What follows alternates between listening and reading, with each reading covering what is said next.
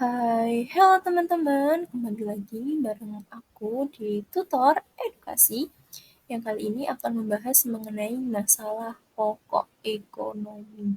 Jadi, masalah pokok ekonomi itu apa saja sih? Simak penjelasan berikut ini ya teman-teman. Oke teman-teman, jadi masalah pokok ekonomi itu diklasifikasikan menjadi dua jenis, yakni masalah pokok ekonomi klasik dan juga masalah pokok ekonomi modern. Kalau masalah pokok ekonomi klasik itu meliputi 3 poin penting, yakni produksi, distribusi, dan juga konsumsi. Sedangkan masalah pokok ekonomi modern berkaitan dengan 3 poin, yakni yang pertama what, yang kedua who, dan yang ketiga for whom. Kita bahas satu-satu dari masalah pokok ekonomi klasik. Oke, jadi masalah pokok ekonomi klasik itu kan ada 3 teman-teman, yakni produksi, distribusi, dan konsumsi. Kalau produksi sendiri, yakni masalah ekonomi itu produsen harus mengetahui barang dan jasa apa saja yang dibutuhkan masyarakat. Sehingga kegiatan produksi yang dilakukan oleh sebuah perusahaan akan benar-benar sesuai dengan kebutuhan masyarakat. Oke, sekiranya masyarakat, oh ternyata pada musim penghujan masyarakat membutuhkan jas dan juga payung, sehingga pada musim penghujan tentunya produsen akan menciptakan sebuah barang yang sesuai kebutuhan masyarakat. Apa itu payung dan jas hujan? Kemudian yang kedua distribusi. Distribusi sendiri yakni berkaitan dengan bagaimana produksi tersebut bisa terdistribusi secara baik hingga ke tangan konsumen. Misalkan teman-teman punya perusahaan di Pulau Jawa, kemudian teman-teman ingin mendistribusikan barang teman-teman itu keluar pulau.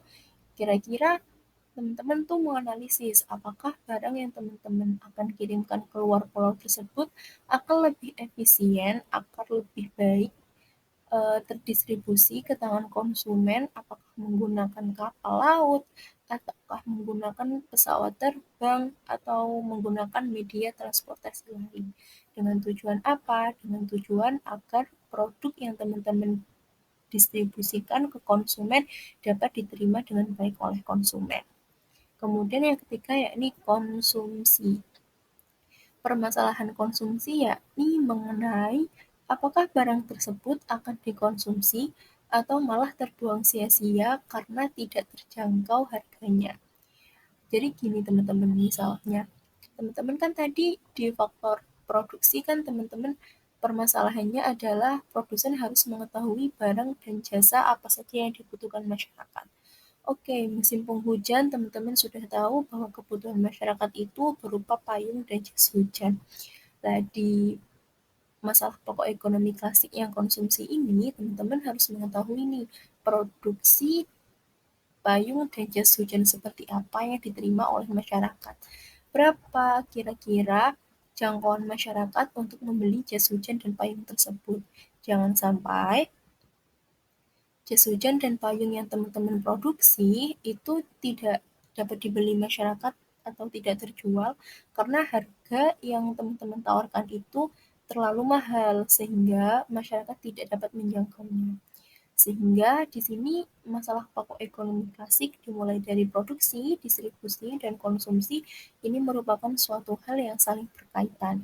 Jadi dimulai dari faktor produksi, apa saja yang dibutuhkan masyarakat, kemudian distribusi bagaimana masyarakat mendistribusikannya, dan yang ketiga konsumsi bagaimana barang yang sudah tercipta yang diproduksi oleh produsen itu dapat diterima oleh masyarakat dengan harga yang sesuai dengan kemampuan masyarakat, sehingga barang tersebut tidak akan sia-sia.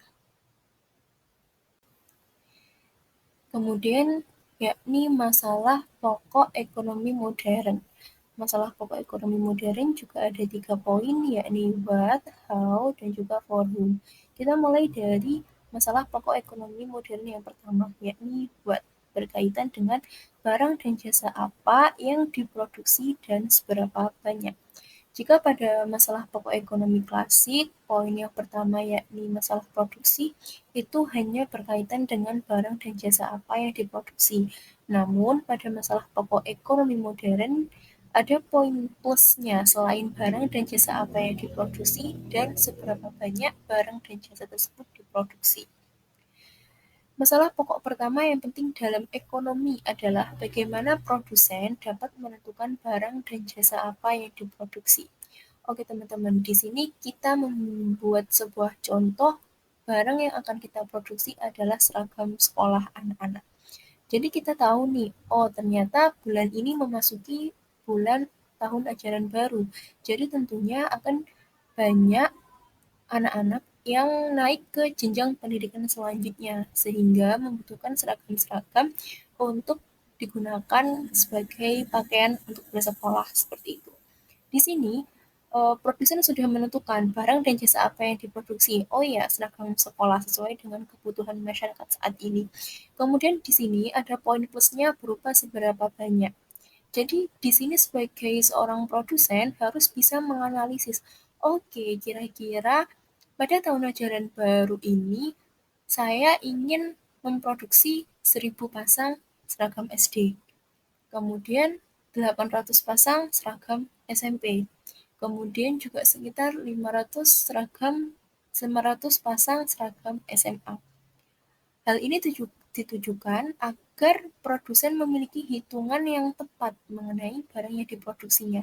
Tujuannya apa? Agar kegiatan produksi yang dilakukan tidak akan mengalami kerugian, karena barang yang diproduksi benar-benar dapat tersalurkan ke masyarakat sehingga perusahaan tidak mengalami kebangkrutan karena barang yang diproduksinya menumpuk sia-sia, sehingga jadi barang yang diproduksi itu bisa terjual karena sudah dikalkulasikan berapa barang yang diproduksi dengan berapa permintaan yang ada di pasar. Seperti itu teman-teman. Kemudian yang kedua yakni masalah pokok ekonomi modern how, mengenai bagaimana cara memproduksi barang tersebut. Jadi setelah barang dan jasa sudah ditentukan jenis dan jumlahnya, maka masalah selanjutnya adalah teknik produksinya. Dengan sumber daya yang ada, produsen harus bisa menentukan teknik produksi yang paling efisien. Seperti halnya tadi menciptakan seragam sekolah. Apakah penciptaan seragam sekolah itu murni dengan keterampilan dari pegawai atau karyawan? Atau juga ada beberapa tahapan yang membutuhkan bantuan mesin. Misalnya, apakah cara pemotongan kain itu manual? Atau mungkin cara pemotongan kain menggunakan alat sehingga lebih efisien dan efektif? Jadi di sini produsen juga harus tahu, oke, kalau misalkan menggunakan seluruh tenaga karyawan akan seperti apa, kemudian kalau menggunakan bantuan mesin, apakah seperti apa.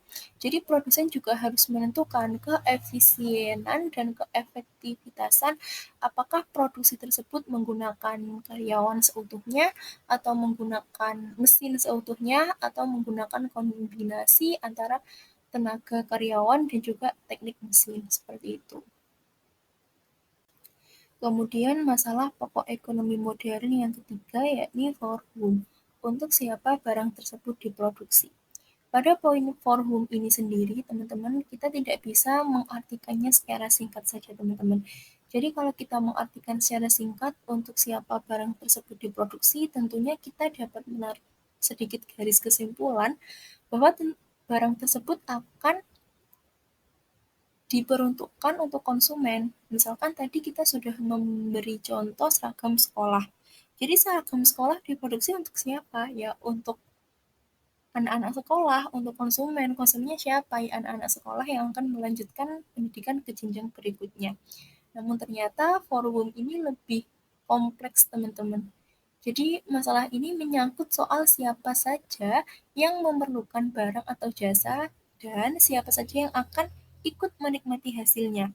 Pada dasarnya, keuntungan dari barang dan jasa yang diproduksi bukan hanya untuk konsumen saja, melainkan ada pihak-pihak lain yang menerima keuntungan teman-teman. Seperti misalnya karyawan yang akan mendapatkan pendapatan, Kemudian ada pemilik bahan baku yang akan mendapatkan upah, kemudian pemilik modal yang akan mendapatkan bunga modal, dan tentunya yang paling diuntungkan yakni produsen yang akan menerima keuntungan dari hasil penjualan produknya, teman-teman. Jadi, poin forum untuk siapa barang tersebut diproduksi, masalah ini akan menjadi berkaitan dengan siapa saja yang mendapatkan untung dari kegiatan ekonomi tersebut.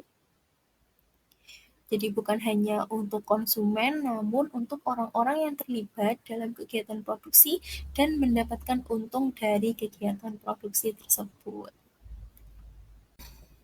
Oke teman-teman, kita sudah memasuki poin kesimpulan. Jadi yang pertama, ekonomi klasik itu sendiri bertujuan untuk mencapai kemakmuran, sedangkan ekonomi modern bertujuan untuk menyelesaikan permasalahan yang lebih kompleks, seperti keterbatasan sumber daya. Kemudian yang kedua, permasalahan ekonomi klasik berfokus pada proses produksi, distribusi, dan juga konsumsi. Sedangkan permasalahan ekonomi modern berfokus pada what, barang apa, dan jumlah berapa yang akan diproduksi, kemudian how, bagaimana cara produksinya, dan for whom, untuk siapa barang tersebut diproduksi. Kemudian yang ketiga, sudut pandang permasalahan ekonomi klasik dilihat secara lebih sederhana, teman-teman. Sedangkan sudut pandang permasalahan ekonomi modern dilihat lebih mendalam, menyeluruh, dan lebih kompleks. Oke, teman-teman, sekarang kita memasuki sesi tanya jawab. Gimana teman-teman dari permasalahan ekonomi klasik dan juga permasalahan ekonomi modern? Apakah teman-teman ada hal-hal yang ingin ditanyakan?